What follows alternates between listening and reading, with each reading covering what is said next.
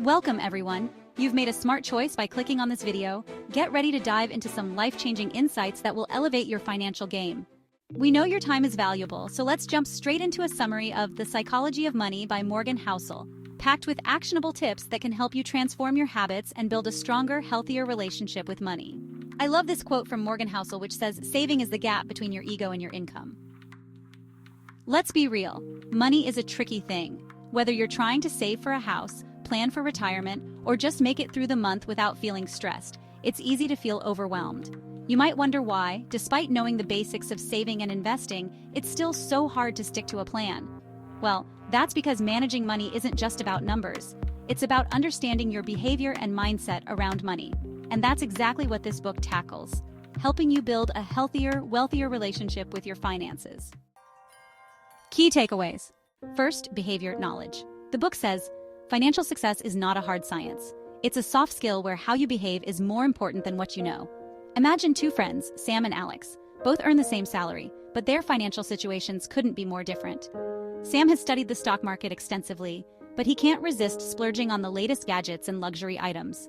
Alex, on the other hand, knows just the basics of investing, but consistently lives below his means, saving and investing regularly. 10 years later, Alex has a substantial savings and investment portfolio, while Sam is still living paycheck to paycheck. The difference isn't about who had more knowledge, it's about who had better financial habits. Second, luck and risk. The author says, nothing is as good or as bad as it seems. Think about your coworker who made a killing on a trendy cryptocurrency investment. They might talk about how smart they were to jump in early, but the truth is, it was just as much about luck as it was about skill. For every person who struck gold, there are countless others who lost money chasing the same dream. A good example of understanding luck and risk is to imagine investing in the stock market. Some stocks soar, others plummet. The key takeaway here is to not let someone else's luck lead you to take on too much risk. Diversifying your investments and understanding that you can't control everything is essential to long-term financial health. Third, save money just because. The book says, savings without a spending goal gives you options and flexibility, which can be more valuable than a specific purchase. Let's say you've been diligently saving for a new car, but just as you're about to buy it, your company announces layoffs. Suddenly, that cushion you built up isn't just for a new car, it's your safety net while you search for a new job. Or consider another scenario. You've saved up to take a luxury vacation, but then you stumble upon an amazing investment opportunity. Because you weren't locked into spending all your savings on one thing, you can seize this opportunity instead. The ability to pivot and adapt your financial decisions to life's uncertainties is a powerful advantage, and it all starts with saving for the sake of saving.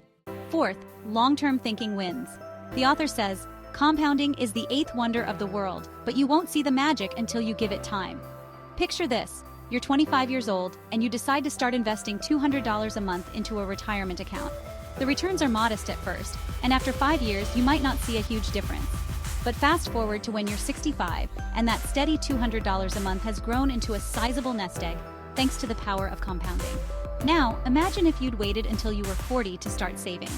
You'd have to save more than double the amount each month to reach the same goal. The lesson here is clear. The earlier you start thinking long-term, the more you benefit from compounding, which can turn small, consistent efforts into significant wealth over time. Fifth, avoiding lifestyle creep.